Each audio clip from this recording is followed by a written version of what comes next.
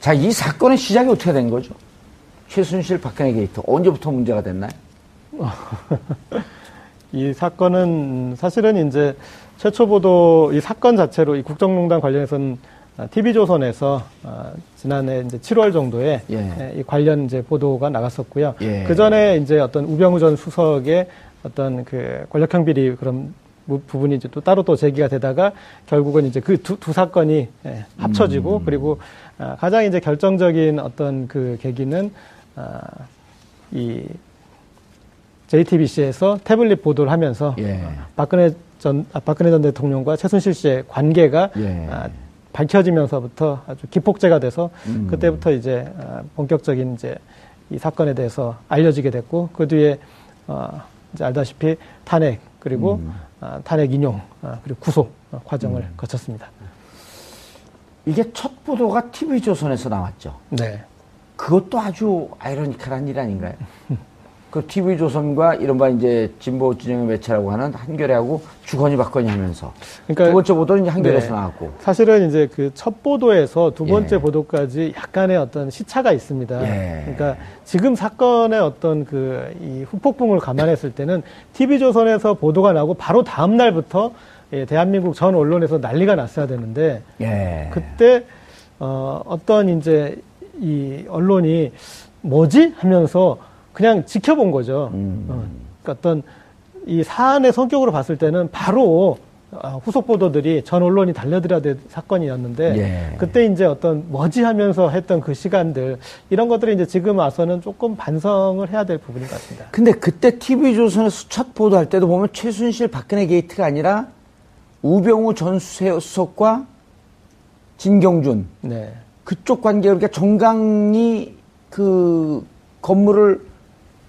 파는 과정에서 김종주 그 넥센인가요? 그쪽에다 파는 과정 거기서부터 기사가 나오기 시작한 거 아닌가요? 네, 그렇죠. 그리고 이제 그 JTBC 보도가 나오니까 그동안 이렇게 가지고 있던 이런 이제 동영상 파일 같은 것도 이제 본격적으로 풀기도 했는데 근데 보면은 그 보도에서 저는 이제 타이밍에 지난 총선을 저는 좀 감안했다고 생각합니다. 그러니까 TV조선 보도 사실은 처음 제보를 받은 걸로 따져보면은 2015년 가을까지 가거든요. 그랬는데 그것들이 총선 전에는 터지지가 않았고 총선 뒤에 터졌고 그 다음에 또 그 결정적인 또 동영상이나 그런 것들은 JTBC 보도 이후에 또 터지고 그래서 언론이 근데 저는 여러 가지 면에서 그렇다고 그러면 우리들은 제 역할을 했느냐 이렇게 봤을 때는 많이 부끄러운 부분도 우리들은 있습니다. 어딘데요? 정봉주 의원님. 시사인형. 그래서 오늘 영상 편지하고 싶어서 막 나대는 거예요. 저희는 그 뒤에 이 안종범 전 수석의 수첩을 이렇게 얻어내서 그래서 그 뒤에 아주 열심히 보도했습니다. 최 교수님. 첫 보도가 7월 중순쯤 나왔고요. 7월 말쯤에 LA에 있는 교민신문에서도 한번 자세히 나옵니다. 맞습니다. 그러면서 이제 그때는 최순실 박근혜 게이트의 내용까지도 상당히 상세하게 나오는데 국내 언론에서 그걸 안 받아요. 그러다가 9월에 한겨레에서 유사한 보도를 하고 다시 10월 25일 날 JTBC가 태블릿 PC 보도한 그 사건이 터지면서 이제 본격적으로 세상에 드러내기 시작하는데 그걸 7월서부터 8, 9, 10 3개월 동안 이거를 막으려고 하는 이 정권적 차원에서의 입막음, 언론의 재갈 물리기 이런 게 시도되지 않았을까요? 그럴 가능성은 충분히 있다고 봐요. 무엇보다도 TV조선이 사실은 이 영상을 미리 받았지 않습니까? 그렇죠. 고영태로부터 제보를 받고 가지고 있었어요. 그걸로도 충분히 저는 이슈화할 수 있었다고 생각해요.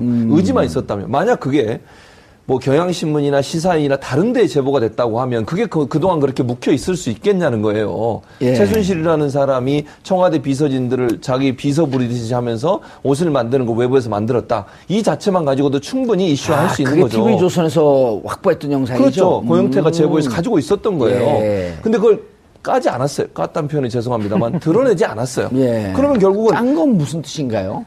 보도를 했다. 이걸 조금 이제 전문 용어로 깐다 이렇게 표현하죠. 언론학 교수이기 때문에 교수로서의 품위를 지키도록 하겠습니다. 다른 표현 쓰기가 깜놀하잖아요. 그렇죠. 맞습니다.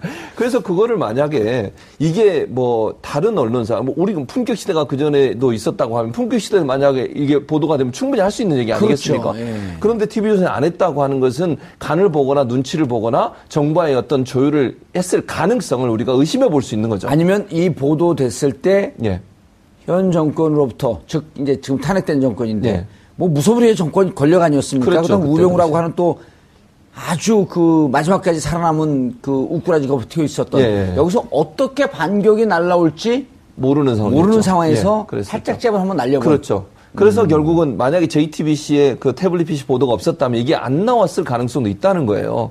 그렇게 보면 이 TV조선이 정말 물론 이 탄핵 정국에서 종편이 여러 가지 역할을 한 거는 인정할 부분이 있는 것 같아요. 그러나 그것이 자의에 의해서 했냐. 정말 적극적으로 이 국정농단이라는 사건을 적극적으로 국민에게 알리고 잘못된 박근혜 정부를 바로잡으려는 의도가 있었냐는 부분은 의심이 갈 수밖에 없는 부분이에요.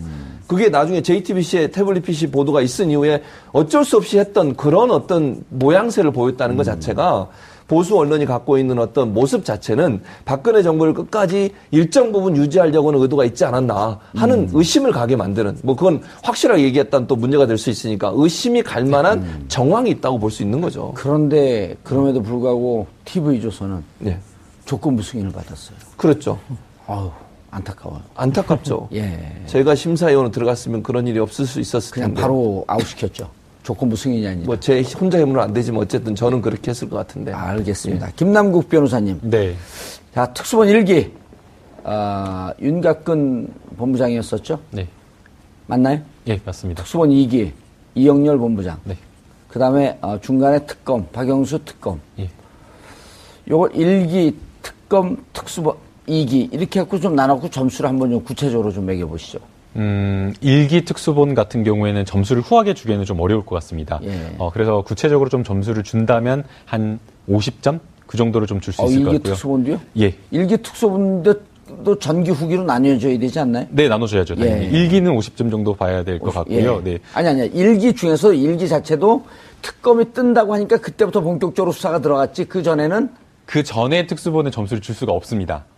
왜 그러냐면 사실은 이제 그 시민사회 단체에서 처음에 K스포츠 재단과 미르 재단과 관련된 고소장을 한 9월 초쯤에 제출을 했었습니다. 그런데 이제 특검에서 그 1기 특수본이죠. 1기 특수본에서는 사실상 수사 자체를 시작하지 않았던 상황이었고요. 뭐 지금 형사 8부에 뭐 한웅재 부장검사가 열심히 수사를 하고 있다고는 하지만 사실상 그 당시에는 한웅재 검사가 그냥 이제 사건을 받은 상태에서 소위 말하는 그냥 묵힌다라는 어떤 그런 표현을 들고 있을 정도로 수사를 시작하지 않았던 상황이었습니다. 그러다가 이제 이 태블릿 PC 보도가 나오고 나서야 이제 부랴부랴 수사를 했기 때문에 전반기에 1기 특수본에 대한 어떤 점수를 주기에는 좀 무리일 것 같습니다. 그리고 이제 특검에 점수를 주자라고 한다면 사실상 뭐 특검의 수사는 굉장히 어떻게 보면 합격점을 줄 수 있을 것 같은데요. 이제 다만 이제 아쉬웠던 거는 우병우 전 민정수석에 대한 수사가 제대로 이루어지지 않았다라는 점에서 사실상 그 점이 정말 치명적인 어떤 그런 실수가 아니었나 생각이 됩니다. 뭐 특검에서는 사실은 특수본에서 이어받으면 우병우 전 민정수석에 대한 영장을 100% 발부받을 수 있을 것이다라는 이야기를 했는데 사실상 뭐 결과론적으로 보니까 사실상 그러지 못했던 것이거든요. 이게 특수본 빵점이요?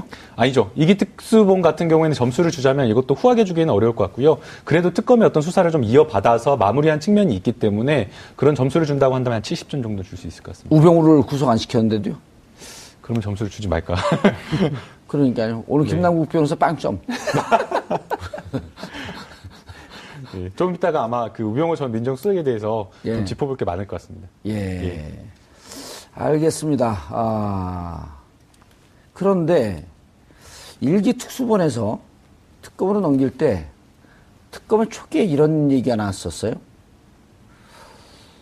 검찰도 압수수색 해야 되는 거 아닌가라고 하는 얘기가 돌고, 그러니까 이제 1기 특수본에서 나중에 이제 후문이 우리가 재벌 수사 철저하게 해서 넘겼는데 왜 우리 역할을 인정하지 않고 우리까지 압수수색 한다는 얘기가 나오지? 하면서 사실 좀 그때 떨고 있었는데 지나서 다시 복귀를 해봤더니 그때 특수본을 압수수색 하려고 했던 게 우병우 수석을 조사하려고 했던 거 아니냐. 네, 맞습니다. 근데 우병우 수석을 조사했다가 구속영장이 기각이 되면 워낙 우병우 라인이 많으니까 예. 그럼 아예 특검이 아무것도 못할 것 같으니까 우병우를 뒤로 뺐다. 네. 이런 얘기가 있잖아요. 그런 의미가 있죠. 그것도 예. 어느 정도 또 타당하다고도 보고요. 그러니까 우병우 수석을 만약에 처음부터 조사를 했으면 스텝이 꼬일 수 있지 않습니까? 그러니까 특검 입장에서는 최순실과 관련된 블랙리스트와 관련된 이런 부분들을 조사를 하고 기간이 일정 부분 정해져 있기 때문에 예. 우병우 수석 건을 먼저 건드렸다가 만약에 검찰의 반발이나 아니면 여러 가지 스텝이 꼬여가지고 안 될 경우에는 특검의 성과 자체가 완전히 거의 안 나오는 상황이 되지 않습니까? 그런 상황에서 특검 입장에서는 성과를 낼 수 있는 최순실 관련 조사나 블랙리스트 관련 조사들을 통해서 뭔가 성과를 내고 그리고 나서 우병우 수사를 하려고 했던 것 같아요. 근데 그게 막판에 가다 보니 시간이 부족했지 않습니까? 그래서 특검이 그렇게 얘기한 거 아니겠습니까? 시간이 더 있어서 만약에 조사를 했다면 100% 구속영장 받아낼 수 있다. 그런데 검찰에 와서 특수본에서 했더니 그게 지금 안 됐지 않습니까? 이런 부분을 본다고 하면 검찰이 정말 특검처럼 사명감을 갖고 일을 했냐 하는 부분에 의문이 생길 수밖에 없고요. 예. 세월호 조사에서도 가장 큰 문제는 뭐냐면 검찰과 법원에 대한 조사를 안 했어요. 예. 그러니까 지금 조사한 게 결국은 광주지검에 근무했던 분들만 조사한 거지 않습니까? 나머지 실제 거기에 영향력을 행사했던 검찰이나 대법원에 대한 법원에 대한 그런 관련자들은 조사 없이 수사를 마무리한 것 때문에 결국은 변찬호 전 지검장과 윤찬호 전 형사 2부장. 예, 두 사람만 조사했잖아요. 그리고 나머지 검찰 측과 그다음에 법원에 관련된 사람도 있는 걸로 지금 얘기가 나오고 있는 상황이에요. 거기에 대한 조사를 검찰이 하지 않았다는 거죠. 그리고 수사를 마무리하는 바람에 기소할 의향은 애당초 없었다. 그럴 가능성이 있다고 보는 거죠. 자, 그런데 참 이게 보면은 그 역사라고 하는 것은 가정을 할 수 없지만 네. 2014년 12월 정윤회 문건 파동. 자, 이건 역사의 한 페이지에 나올 법한 그런 그 사건 아니었었나요? 네, 그렇죠. 국민을 뭐로 보길래 이렇게 분명한 그때 당시 박관천 그 경정이죠. 네. 제1 권력은 최순실. 그 다음에 제2 권력은 정윤회. 제3 권력은 박근혜다. 라고 하는 말이 그때도 쫙 퍼졌었단 말이에요. 네. 그때 이미 카나리아가 울었는데. 예. 지금 여기까지 오게 되었는데, 지금 아까 점수를 이렇게 여쭤보시길래 저도 한번 옆에서 점수를 생각해봤는데, 그냥 이제 저는 지금 2기 특수본만 점수 매기고 싶습니다. 예. 저는 그냥 마이너스 100점 주겠습니다. 그럼 전 마이너스 1000점 주겠습니다. 좀 야비해요. 이 우병우 전 수석에 대한 수사 자체에 미흡한 것보다 저는 더 얄미웠던 게 그런 수사 결과에 대해서 설명하는 걸 보면서 반드시 특검을 해서 우리나라 검찰에 대해서 재수사를 해야 되겠다. 그러니까 노승건 1차장이 그런 기름을 부은 것 같아요. 예, 저는 아니 왜 국민이 월급을 주는데 우병우 변호사 짓을 하고 있지? 죄송합니다. 변호사 일을 가지고 제가 짓이라고 해서 이건 뭐 기자 짓이라고 한 것처럼 이제 좀 날개짓 뭐 이런 거 있죠. 왜 우병우 변호사 역할을 우병우 변호사가 그런 얘기를 해도 국민이 저런 말 어떻게 할 수 있지 이렇게 생각할 텐데 정말 얄미워요. 아니 영장 기각되니까 법원의 몫이다. 그리고 최선을 다했다. 그런데 구체적인 사안에다까지 다 변명을 해줍니다.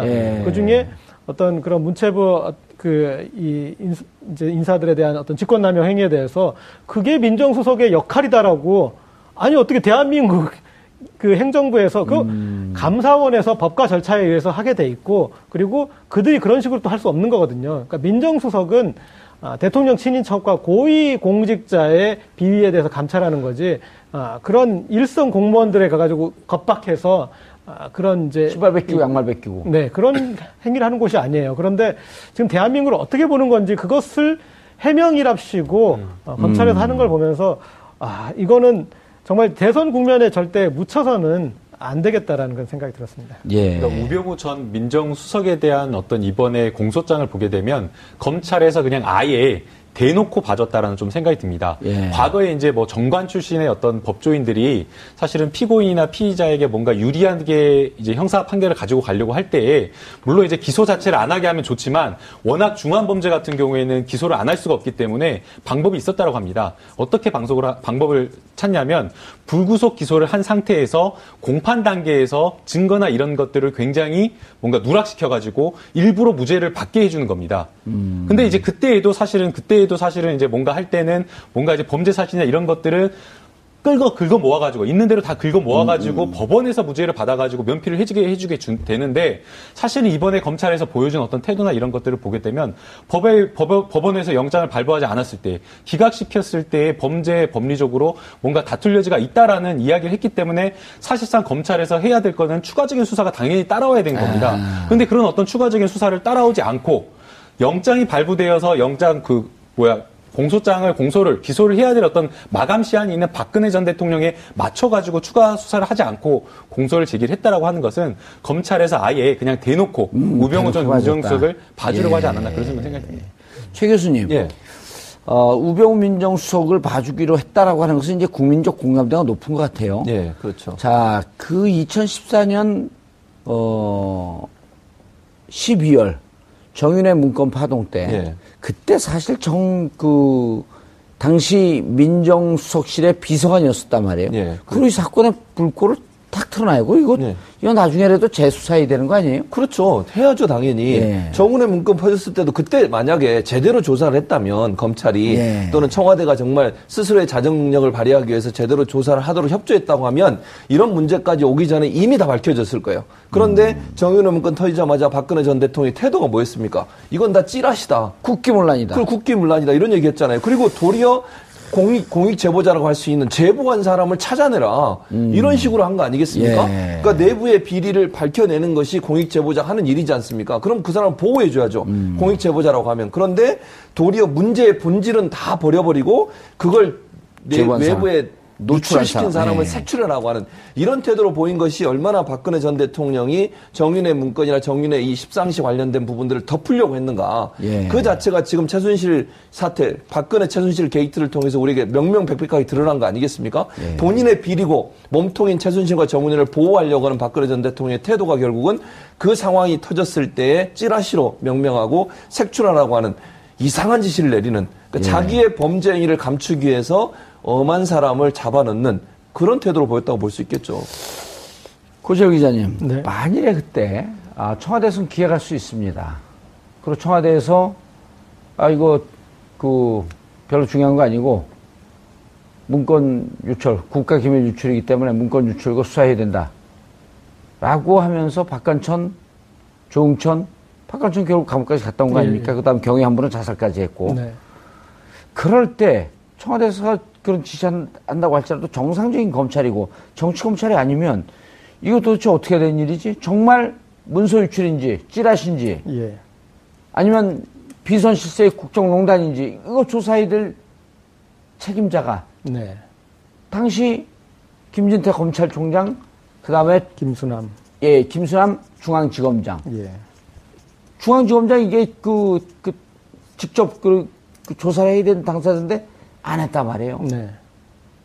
그럼 검찰도 결국 청와대 지시를 따랐다는 거 아닌가요? 자, 그리고 김수남 중앙지검장이 지금 검찰총장이 나중에 됐고, 우병우 비서관은 민정수석이 됐지 않았습니까? 근데 우리가 가정법을 하나 넣어보겠습니다. JTBC에서 최순실 이게 태블릿이 발견되지 않았다면, 자, 그러면 어떤 일이 벌어졌을까? 우린 이 방송 못하고 있죠. 그리고, 자, 우병우 전 수석은 뭐가 돼 있었을까요? 대통령 돼 있을까요? 대통령까지는 아니고, 제 생각엔. 비서실장. 법무부 장관이나 비서실장 정도. 그쯤 돼 있겠죠. 돼 있을 것 같고, 지금 김수남 총장도 또 법무부 장관이나, 그렇게 영전을 했을 것 같습니다. 그렇죠. 고재열 기자는 허위사실 기사 썼다고 해갖고 수배 당할 것 같고. 지금 이 2기 특수본에서 블록버스터급 헐리우드 액션이 있었잖아요. 그냥 헐리우드 액션이 아니에요. 그냥 우병우 전 수석을 수사하는 척 하는 정도가 아니라 60명을 조사했다고 했어요. 그렇죠. 왜 했어요? 왜? 그럴 거면. 그리고 그분들한테 청와대 다 입을 막은 거예요. 말하지 마라. 압수수색까지 가서 뭐 이제 자료 제출을 이미 제출을 받았는데 이런 식으로 정말 헐리우드 액션도 블록버스터급으로 하고 이런 식으로 이렇게 지금 됐는데 이 부분에 대해서 우리가 지금 아무리 대선이 바쁘고 갈 길이 멀지만 이 부분은 들여다봐야 됩니다.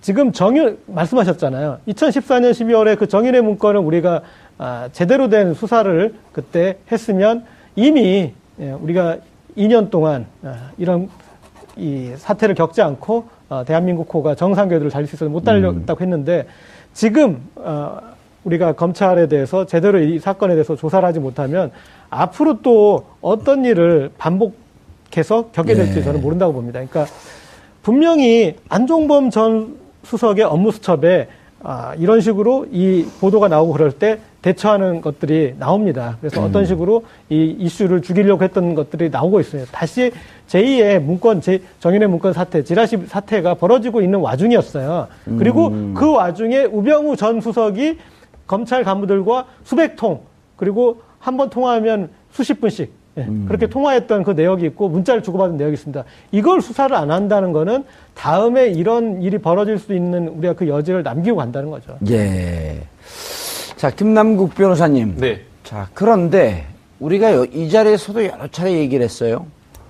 문고리 3인방, 네. 안봉근, 정호성, 이재만. 그런데 박관천 전 경제모라는 정호성이 브레인이고 이재만과 안봉근은 행동대장이다. 네. 행동대장이 더 머리가 좋거나 그러진 않죠. 네. 예. 정호성은 머리를 썼고 나머지 두 명은 이재만과 안봉근은 행동대장 격이었다. 그리고 네. 정호성은 그러다 보니까 최순실하고 대통령을 연결하는 브릿지 역할을 했고요. 자, 안봉근, 이재만 이분들은 기소도 안 되고 조사는 받았는데 그건 어떻게 된 걸까요? 검찰은 뭘 한 걸까요, 이분들에 대해서는? 사실은 이 세 사람은 거의 일체라고 보는 게 맞을 겁니다. 뭐 이게 무리하게 어떤 추론을 하거나 해석을 하는 것이 아니라 과거에 뭐 박근혜 전 대통령이 정치를 시작한 이후에 실제 뭐 최순실 씨와의 어떤 그 관계에 비춰봤을 때 이 세 사람은 거의 한 몸처럼 박근혜 전 대통령을 보좌한 겁니다. 물론 이제 뭐 박근혜 전 대통령만을 보좌한 것이 아니라 최순실 씨의 어떤 도움이라든가 또는 지시를 받아서 했기 때문에 사실상 안봉근, 뭐 이재만, 정호성을 따로 분리해서 생각하기는 어려울 것 같습니다. 그럼에도 불구하고 사실은 이 이재만 전 비서관과 안봉근 전 비서관에 대한 수사가 없었다라고 하는 것은 사실은 이제 어떻게 보면 검찰에서 박근혜 전 대통령과 관련된 어떤 국정농단을 축소한 것으로 봐야 될 겁니다. 뭐 지금 지금 안종범 전 수석의 수첩에 뭐 여러 가지 내용들이 나와 있는데 재판에서 공개된 내용은 주로 박근혜 전 대통령과 최순실 씨와의 어떤 공범관계를 입증하는 내용이고 최순실 씨와 관련된 범죄만 나와 있고 다른 기타 여하한 내용들은 나와 있지 않습니다. 근데 우리가 지금 알다시피 안종범 수석은 이 수첩을 썼을 때에 박근혜 전 대통령이 지시한 내용들을 정말 깨알같이 다 적었다라고 하는 겁니다. 그렇다고 한다면 지금 여기에 나와 있지 않는 그러한 내용들은 뭐가 있을 것이냐. 훨씬 더 많다라는 겁니다. 예. 또 실제 뭐 안봉근 전 비서관 같은 경우에는 경찰 인사에 직접적으로 개입했다라는 어떤 그런 의혹들이 여러 군데에서 파다하게 이야기가 나오고 있는 상황인데 이런 부분에 대한 수사는 전혀 이루어지지 않고 있다라는 것을 보게 되면 결국에는 검찰에서 지금 드러나 있는 아예 그냥 겉으로 드러나 있는 것만 조그만 것만 수사를 하고 실제로 더 숨어 있는 것들은 아예 덮어두고 있는 것이 아니냐. 예. 그렇기 때문에 아마 뭐 어떤 정부가 들었을지 모르겠지만 다음 정권에서는 정말 특검을 반드시 도입을 해서 나머지 어떤 국정농단과 관련된 추가적인 수사가 반드시 이루어져야 된다고 생각합니다. 그 얘기에 보론을 하겠습니다. 그러니까 시사인에서 이제 안종범 전 수석의 수첩을 입수했으니까 그래서 이제 보도를 했으니까 아는데요. 거기에 그 수첩에 있는 내용 중에 지금 특검이 이제 수사를 했지 않습니까? 그럼 그 특검 수사에서 지금 이기 특수본은 그냥 제가 봤을 때 조금 비유를 하자면 그냥 교열 교정한 거예요. 맞춤법이나 좀 이렇게 보고 그 정도밖에 안 했어요. 제가 봤을 때. 특검이 했던 거조차도 또 뺐잖아요. 예. 그런데 그 안종범 이 박근혜 전 대통령 공소 사실 중에 쭉 보면은 맨 마지막에 있는 게 이상화 하나은행 본부장 승진 인사 개입이에요. 그렇죠. 그 사람이 누구 공소 사실이라고요? 박근혜 전 대통령 공소 사실인데, 근데 그 사람이 최순실의 금고지기로 꼽히는 사람입니다. 그리고 그 사람이 개입된 걸로 지금 파악되는 해외에 관련 사업들이 엄청나게 많아요. 그런데 그 사실로 가야 되는 거잖아요. 그리고 우리가 미얀마 대사 그 관련 부분은 이제 이미 보도를 통해서 알고 있듯이 거기에 미얀마 또 이란 몇 건들이 해외 건들이 있어요. 그래서 거기까지 수사가 당연히 가야 되는데 그 이상화 씨를 이제 그런 일을 하기 위해서 어떤 이제 이 하나은행에서 임원으로 만들어주는 그 과정에 대한 그 인사 개입만 거기까지만 나오고 그 다음에 전혀 진도가 안 나간 거죠. 그러니까 안종범 전 수석의 수첩으로 봤을 때 제가 봤을 때는 이것은 20%, 80%가 아직 남아있는데 그리고 실제 진행됐던 사업들에 대해서 그렇게 남아있는데 그것을 그런 명백한 수첩이라는 자료가 있음에도 불구하고 저희가 보도한 것, 저희는 그런 이 전체 뒤에 39건이 나중에 더 오지 않았습니까? 그 부분은 없었어요. 그 앞부분에 저희가 보도한 것에 3분의 1도 안 된 거죠, 이번 수사는. 예. 교수님. 예.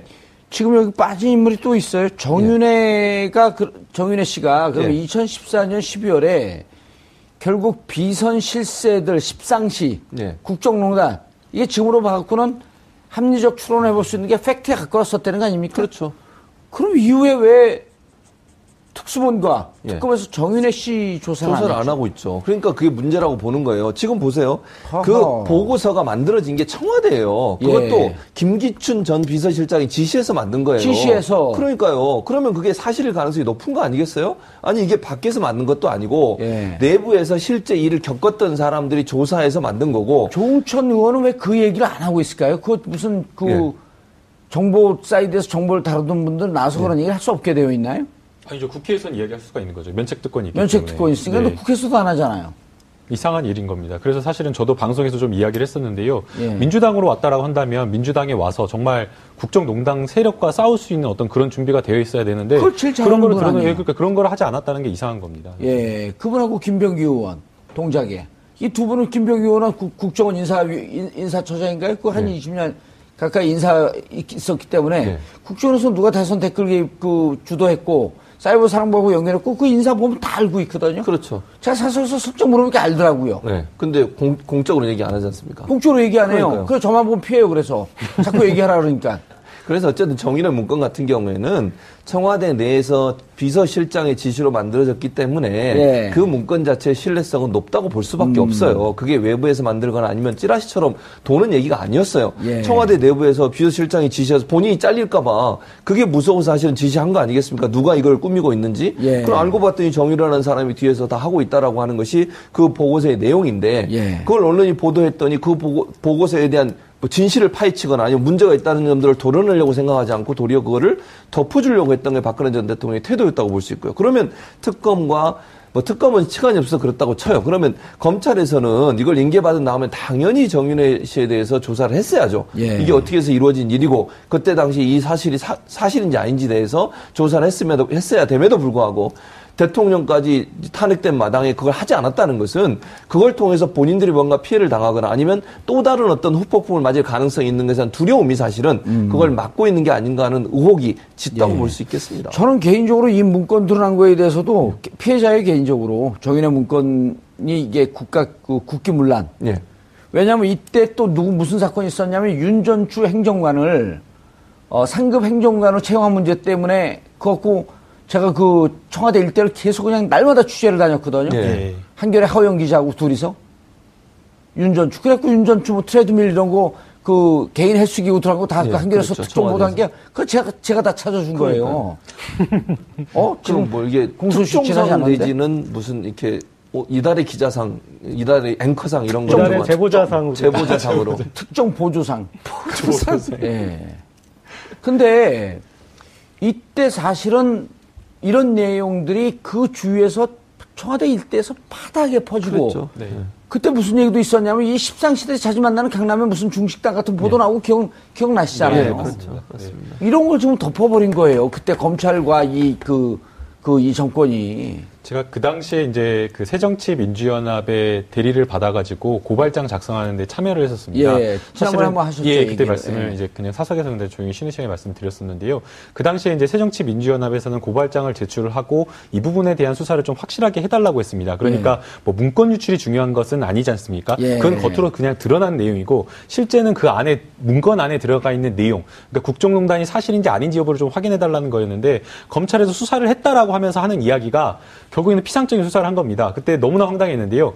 중식당에서 모였는지 안 모였는지 확인을 해봤답니다. 그러니까 모여서 그렇게 회의를 하고 한 적이 없었다. 그렇기 때문에 이거 하나 내용을 보니까 나머지 내용도 볼 필요도 없이 전부 다 이거는 사실이 아니고 허위다라는 이야기인 겁니다. 그러니까 국정농단의 어떤 그 모임 자체가 중식당에서 이루어졌는데 그 모임 자체가 없었기 때문에 전부 다 나머지는 아니라고 한 건데요. 사실상 그것 자체가 검찰에서 어떻게 보면 청와대에 면피를 해주기 위한 그냥 덮어주기 수사였다라고 생각이 됩니다. 알겠습니다. 그럼 새로운 정권이 들었으면요. 지금 뭐 어제 이제 그 손수호 변호사가 상설특검이 있으니까 법무부 장관이나 검찰총장은 안 할 것이니까 법무부 장관이 이거 지시하게 되면 상설특검에서 우병우 수석과 검찰 수뇌부 조사할 수 있다. 이렇게 얘기를 하더라고요. 5명 후보들에게 꼭 조사하라고 영상편지 한번 날리시죠. 네, 후보님 안녕하세요. 클로즈업 해주세요. 네, 후보님 안녕하세요. 후보님들. 후보님들 안녕하세요. 저는 김남국 변호사입니다. 지금 선거운동 하시느라 굉장히 바쁠 건데요. 지금 대한민국은 새로운 사회로 나아가는데 정말 중대한 기로에 서 있다고 생각이 됩니다. 적폐청산을 하기 위해서 정말 필요한 것들을 하셔야 된다고 생각이 되는데요. 그 중에 하나가 바로 사법개혁입니다. 그리고 사법개혁의 대상에 있는 게 바로 검찰 권력입니다. 반드시 검찰 권력 개혁하셔야 된다라고 생각이 되고요. 그 개혁을 국민들에게 보여주셔야 된다고 생각이 되는데요. 그것을 보여줄 수 있는 방법이 딱 한 가지 있습니다. 우병우 전 민정수석에 대한 수석에 대한 수사와 그리고 우병우 전 민정수석이 혼자 하진 않았을 거기 때문에 함께 같이 한 그 공범들, 그게 누가 될지는 모르겠지만 그 공범들, 검찰에 대한 수사도 함께 이루어져야 된다고 생각이 됩니다. 그리고 마지막으로 좀 사적인 이야기를 좀 드리면요. 문재인 후보님 지난주 금요일 날 뵀는데 제 이름도 몰라보셔서 너무 좀 서운했습니다. 네. 이상입니다. 마지막에 오게티가 아니라 그 활용 정점을 하셨네. 네. 예. 잘 듣겠죠, 이제 후보들이? 네, 좀 꼭 들어주셨으면 좋겠습니다. 예, 알겠습니다. 최 교수님도 영상 편지 한번 날리고 싶어요? 누구한테? 아닙니다. 집에 계신 부인에게. 사랑합니다. 예. 아이고, 참. 고재열 기자님. 네. 고재열이? 아니, 날리지 마세요. 뭐 영상 편지 이름 보니까 고재 일인 줄 알았어. 그런데 정말 우리가 웃으면서 얘기하지만 이 우병우 수석에 대해서는 뭔가 그 조치를 취해야 되지 않나요? 우병우 수석하고 통합할 수 없잖아요. 예. 지금 그때 이렇게 국회 출석 안 할 때 그런 현상금 걸지 않으셨습니까? 어떤 이렇게 국민 기소단이라도 하나 조직을 좀 했으면 너무 약이 오르잖아요. 그렇죠. 그러니까 이게 국정을 농단했다는 거는 국민을 농단한 거거든요. 근데 그 국민을 농단한 것에 대해서 지금 검찰의 입장은 뭐냐면 그게 민정수석의 역할이 되는 거예요. 변호를 해주는 거예요. 네. 저는 여기에 정말 이렇게 좋은 말이 잘 안 나오던데 그래서 이 부분에 대해서 정말 국민이 어떤 이 국권을 회복하기 위해서 할 수 있는 어떤 조치가 있다면 해야 되겠다고 알겠습니다. 생각합니다. 자, 이 사건의 시작이 어떻게 된 거죠? 최순실 박근혜 게이트 언제부터 문제가 됐나요? 이 사건은 사실은 이제 최초 보도 이 사건 자체로 이 국정농단 관련해서는 TV조선에서 지난해 이제 7월 정도에 이 관련 이제 보도가 나갔었고요. 그 전에 이제 어떤 우병우 전 수석의 어떤 그 권력형 비리 그런 부분이 이제 또 따로 또 제기가 되다가 결국은 이제 그 두 사건이 합쳐지고 그리고 가장 이제 결정적인 어떤 그 계기는 이 JTBC에서 태블릿 보도를 하면서 박근혜 전 대통령과 최순실 씨의 관계가 밝혀지면서부터 아주 기폭제가 돼서 그때부터 이제 본격적인 이제 이 사건에 대해서 알려지게 됐고 그 뒤에 이제 알다시피 탄핵 그리고 탄핵 인용 그리고 구속 과정을 거쳤습니다. 이게 첫 보도가 TV조선에서 나왔죠. 네. 그것도 아주 아이러니컬한 일 아닌가요? 그 TV조선과 이른바 이제 진보 진영의 매체라고 하는 한겨레하고 주거니 받거니 하면서 그러니까 두 번째 보도는 이제 한겨레에서 나왔고 사실은 이제 그 첫 보도에서 두 번째 보도까지 약간의 어떤 시차가 있습니다. 그러니까 지금 사건의 어떤 그 이 후폭풍을 감안했을 때는 TV조선에서 보도가 나고 바로 다음 날부터 대한민국 전 언론에서 난리가 났어야 되는데 그때 어떤 이제 이 언론이 뭐지 하면서 그냥 지켜본 거죠. 그러니까 어떤 이 사안의 성격으로 봤을 때는 바로 후속 보도들이 전 언론이 달려들어야 될 사건이었는데 예. 그때 이제 어떤 머지하면서 했던 그 시간들 이런 것들이 이제 지금 와서는 조금 반성을 해야 될 부분인 것 같습니다. 근데 그때 TV조선에서 첫 보도할 때도 보면 최순실 박근혜 게이트가 아니라 우병우 전 수석과 이거를 막으려고 하는 이 정권적 차원에서의 입막음. 예. 언론의 재갈 물리기 이런 게 시도되지 않았을까요? 그럴 가능성은 충분히 있다고 봐요. 무엇보다도 예. TV조선이 사실은 이 영상을 미리 받았지 않습니까? 그렇죠. 고영태로부터 제보를 받고 가지고 있었어요. 그걸로도 충분히 저는 이슈화할 수 있었다고 생각해요. 의지만 있었다면. 만약 그게 뭐 경향신문이나 시사인이나 다른 데에 제보가 됐다고 하면 그게 그동안 그렇게 묵혀 있을 수 있겠냐는 거예요. 예. 최순실이라는 사람이 청와대 비서진들을 자기 비서 부리듯이 하면서 옷을 만드는 거 외부에서 만들었다. 이 자체만 가지고도 충분히 이슈화할 수 있는 거죠. 그게 TV조선에서 확보했던 영상이죠? 그렇죠. 고영태가 제보해서 가지고 있었던 거예요. 예. 근데 그걸 까지 않았어요. 깠다는 표현이 죄송합니다만 드러내지 않았어요. 예. 그러면 결국은 깐 건 무슨 뜻인가요? 보도를 했다. 이걸 조금 했다, 이제 예. 전문 용어로 깐다 이렇게 표현하죠. 교수님이시네요. 네, 언론학 교수이기 때문에 교수로서의 풍미를 지키도록 하겠습니다. 교수님이 깠다는 표현 쓰기가 깜놀하잖아요. 그렇죠. 맞습니다. 그래서 그거를 만약에 이게 뭐 다른 언론사, 뭐 우리 품격 시대가 그 전에도 있었다고 하면 품격 시대에 만약에 이게 보도가 되면 충분히 할 수 있는 얘기 아니겠습니까? 그렇죠. 예. 그런데 TV조선이 안 했다고 하는 것은 간을 보거나 눈치를 보거나 정부와의 어떤 조율을 했을 가능성을 우리가 의심해 볼 수 있는 거죠. 아니면 이 보도됐을 때 현 예. 정권으로부터 즉 이제 지금 탄핵된 정권인데 예. 뭐 무소불위의 정권 권력 아니었습니까? 그렇죠. 그다음 우병우라고 하는 또 아주 그 마지막까지 살아남은 그 우꾸라지가 버티고 있었던 예. 여기서 어떻게 반격이 날라올지 모르는 상황에서 예, 살짝 잽을 한번 날려본. 그렇죠. 그래서 결국은 만약에 JTBC의 그 태블릿 PC 보도가 없었다면 이게 안 나왔을 가능성도 있다는 거예요. 그렇게 보면 이 TV조선이 정말 물론 이 탄핵 정국에서 종편이 여러 가지 역할을 한 거는 인정할 부분이 있는 것 같아요. 그러나 그것이 자의에 의해서 했냐. 정말 적극적으로 이 국정농단이라는 사건을 적극적으로 국민에게 알리고 잘못된 박근혜 정부를 바로잡으려는 의도가 있었냐는 부분은 의심이 갈 수밖에 없는 부분이에요. 그게 나중에 JTBC의 태블릿 PC 보도가 있은 이후에 어쩔 수 없이 했던 그런 어떤 모양새를 보였다는 것 자체가 보수 언론이 갖고 있는 어떤 모습 자체는 박근혜 정부를 끝까지 일정 부분 유지하려고는 의도가 있지 않았나 하는 의심을 가게 만드는, 뭐 그건 확실하게 얘기했다는 또 문제가 될 수 있으니까 의심이 갈 만한 정황이 있다고 볼 수 있는 거죠. 그런데 그럼에도 불구하고 TV조선은 예. 조건부 승인을 받았어요. 그렇죠. 아우 안타까워요. 안타깝죠. 예. 제가 심사위원으로 들어갔으면 그런 일이 없을 수 있었을 그냥 텐데. 바로 아웃시켰죠. 조건부 승인이 아니라. 뭐 제 혼자 힘으로 안 되지만 어쨌든 저는 그렇게 했을 것 같은데. 알겠습니다. 김남국 변호사님. 네. 자, 특수본 1기. 윤곽근 본부장이었었죠? 네. 맞나요? 예, 맞습니다. 특수본 2기. 이영렬 본부장. 네. 그 다음에 중간에 특검. 박영수 특검. 예. 요걸 1기, 특검, 특수본 2기. 이렇게 해갖고 좀 나눠갖고 점수를 한번 좀 구체적으로 좀 매겨보시죠.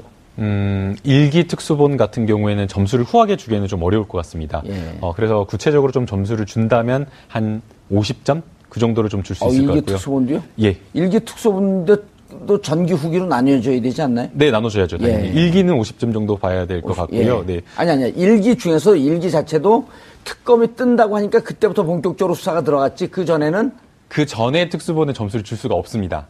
예, 왜 그러냐면 사실은 이제 그 시민사회 단체에서 처음에 K스포츠 재단과 미르 재단과 관련된 고소장을 한 9월 초쯤에 제출을 했었습니다. 예. 그런데 이제 특검에서 그 1기 특수본이죠. 1기 특수본에서는 사실상 수사 자체를 시작하지 않았던 상황이었고요. 뭐 지금 형사 8부에 뭐 한웅재 부장검사가 열심히 수사를 하고 있다고는 하지만 사실상 그 당시에는 한웅재 검사가 그냥 이제 사건을 받은 상태에서 소위 말하는 그냥 묵힌다라는 어떤 그런 표현을 들고 있을 정도로 진경준 네.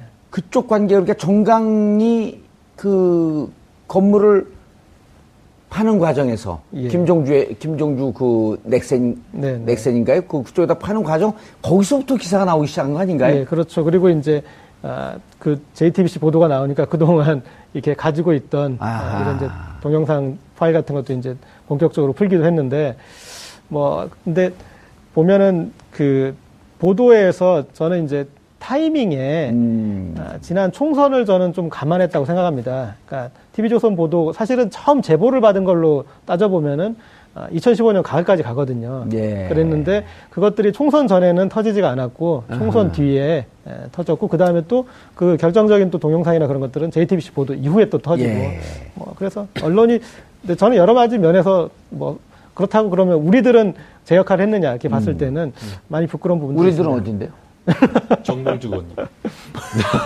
시사인형.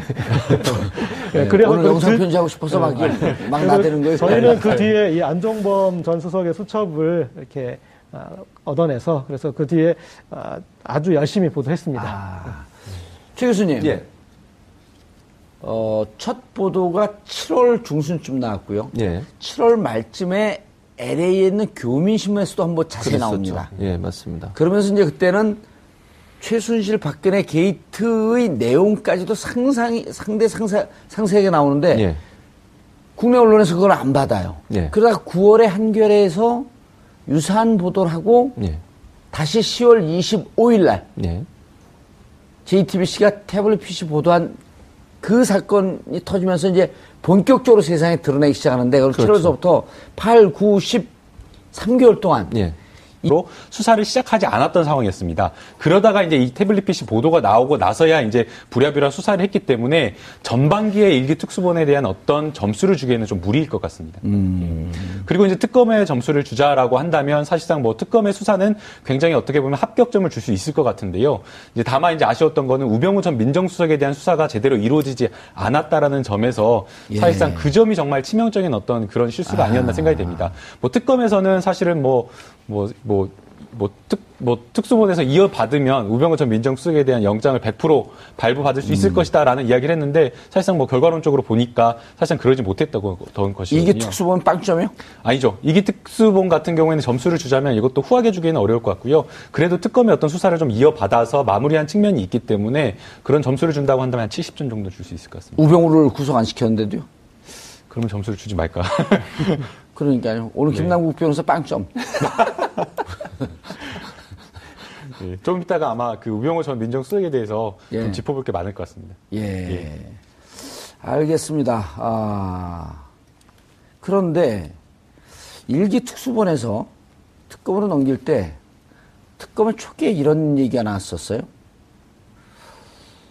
검찰도 압수수색 해야 되는 거 아닌가라고 하는 얘기가 돌고 그러니까 이제 일기 특수본에서 나중에 이제 후문이 우리가 재벌 수사 철저하게 해서 넘겼는데 왜 우리 역할을 인정하지 않고 우리까지 압수수색 한다는 얘기가 나오지? 하면서 사실 좀 그때 떨고 있었는데 지나서 다시 복귀를 해봤더니 그때 특수본을 압수수색하려고 했던 게 우병우 수석을 조사하려고 했던 거 아니냐. 예, 맞습니다. 근데 우병우 수석을 조사했다가 구속영장이 기각이 되면 워낙 우병우 라인이 많으니까